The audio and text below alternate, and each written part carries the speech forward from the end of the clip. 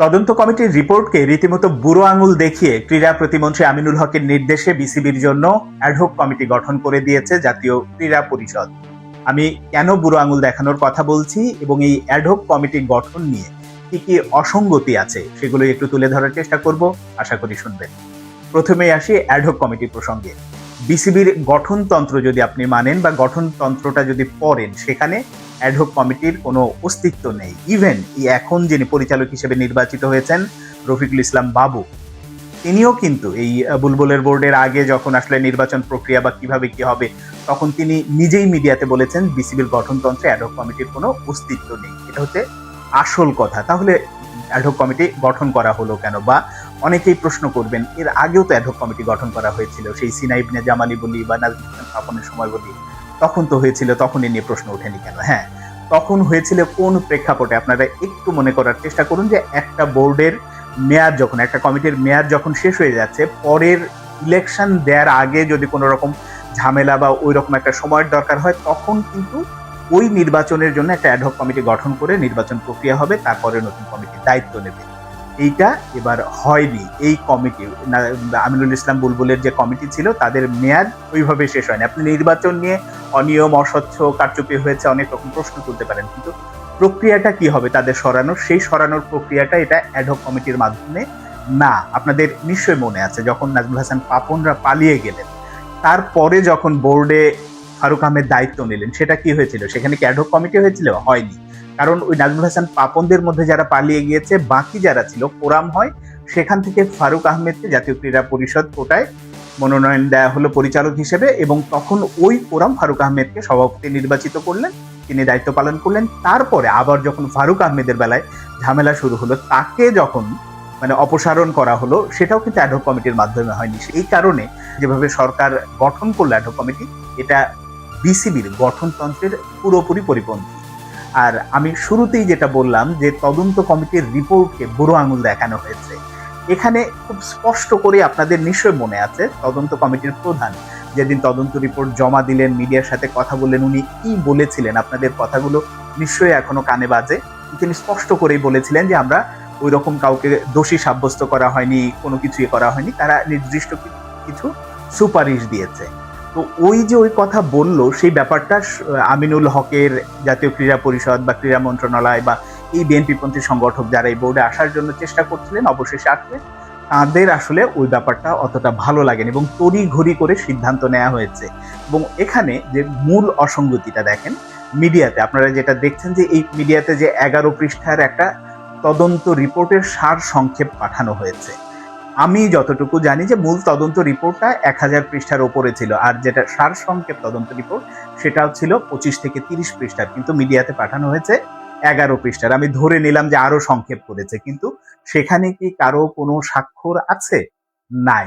এবং এখানেই হচ্ছে বড় প্রশ্ন। আপনাদের 2003 সালে বিসিবির একটা তদন্ত কমিটি গঠন হয়েছিল, যে রিপোর্টটা, ওই রিপোর্টের সার সংক্ষেপ কিন্তু মিডিয়াকে দেয়া হয়েছিল। আমি একেবারে দায়িত্ব নিয়েই চ্যালেঞ্জ দিচ্ছি, যদি আমিনুল হক বা জাতীয় ক্রীড়া পরিষদের সৎ সাহসটা থাকে, তাহলে আপনারা এই তদন্ত রিপোর্টের যে সার সংক্ষেপ, স্বাক্ষরিত সার সংক্ষেপ আছে, সেটা জনসম্মুখে বা মিডিয়াতে প্রকাশ করুন। তাহলে বোঝা যাবে যে ওই তদন্ত রিপোর্টে কি ছিল।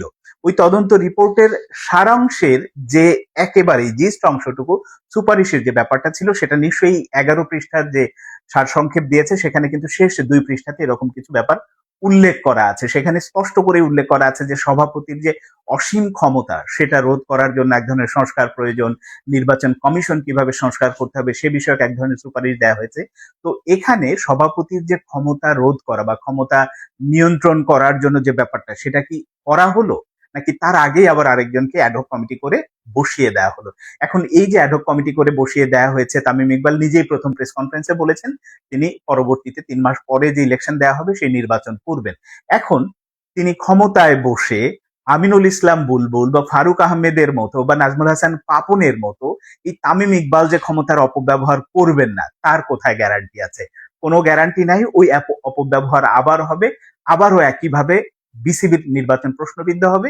এই ফারুক আহমেদ বলেন, আমিনুল ইসলাম বুলবুল বলেন, তাদের সঙ্গে যেটা করা হলো, ঠিক একই ঘটনার জন্য শুধুমাত্র অপেক্ষা করতে হবে তামিম ইকবাল বা পরবর্তীতে নির্বাচিত হয়ে যারা আসেন তাদের ভাগ্যে কখন ঘটবে, সেটা শুধুমাত্র সময়ের অপেক্ষা। এখন এই অ্যাডহক কমিটি নিয়েও আবার আমিনুল ইসলাম বুলবুল ফিরতি প্রেস রিলিজ দিয়েছেন, তিনি আইসিসির কাছে বিচার চান এবং এই সংক্রান্ত এই কমিটি অবৈধ, তিনি নিজেকে বৈধ প্রেসিডেন্ট হিসেবে দাবি করছেন, এই সংক্রান্ত গেছে। এবং এটা যদি এখন আইনি জটিলতায় যায় বা আইসিসি ওই ধরনের অ্যাকশন নেয়, তখন ভিন্ন প্রক্রিয়া হবে বা কিভাবে কি মোকাবেলা করে কি, সেটাই হচ্ছে দেখার বিষয়। কিন্তু ওই যে দিন শেষে বললাম যে তদন্ত রিপোর্টে যা ছিল সেটাকে ক্রীড়া মন্ত্রণালয়, আমিনুল হক, জাতীয় ক্রীড়া পরিষদ তারা কেউ আমলে নেয়নি এবং আইসিসির কাছেও আদৌ এই তদন্ত রিপোর্ট পাঠানো হয়েছে কিনা বা আইসিসির মাধ্যমে তাদের যোগাযোগটা কি হয়েছে এটা কিন্তু এখনো স্পষ্ট না।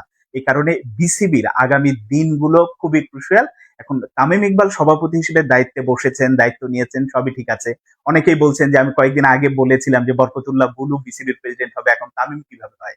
তাদের উদ্দেশ্যে বলি ভাই, এটা তামিম ইকবাল হয়েছেন হচ্ছে অনেকটা ইন্টারিম গভর্নমেন্ট, যেটা ডক্টর ইউনূসরা ছিলেন সেই একই রকম। তারা একটা নির্বাচন করবেন, নির্বাচন করে কিন্তু তামিম ইকবাল নিজেও নির্বাচনে অংশ নেবেন। এখন ওই প্রক্রিয়াটা সেটা কিন্তু আর এক নাটক অপেক্ষা করছে। একটু অপেক্ষা করেন, আগামী মানে ১-১.৫ মাসের মধ্যে বিষয়টা আরো বেশি ক্লিয়ার হয়ে যাবে। কারণ তামিম ইকবালকে হয়তো সন্তুষ্ট করার জন্যই এখন সভাপতি দেয়া হয়েছে, নাকি বিএনপি পন্থী যারা সংগঠক আছেন বা বিএনপির বড় বড় রাজনীতিবিদ মির্জা ফখরুল ইসলাম থেকে শুরু করে অন্যান্যরা যারা এই ব্যাকগ্রাউন্ডে কাজ করছেন, তারা তামিম ইকবালকে সত্যিকার অর্থেই পরবর্তী প্রেসিডেন্ট হিসেবে চান, নাকি বরকতুল্লাহ বুলু যিনি মোহামেডানের সভাপতি তাকে আবার বসাবেন?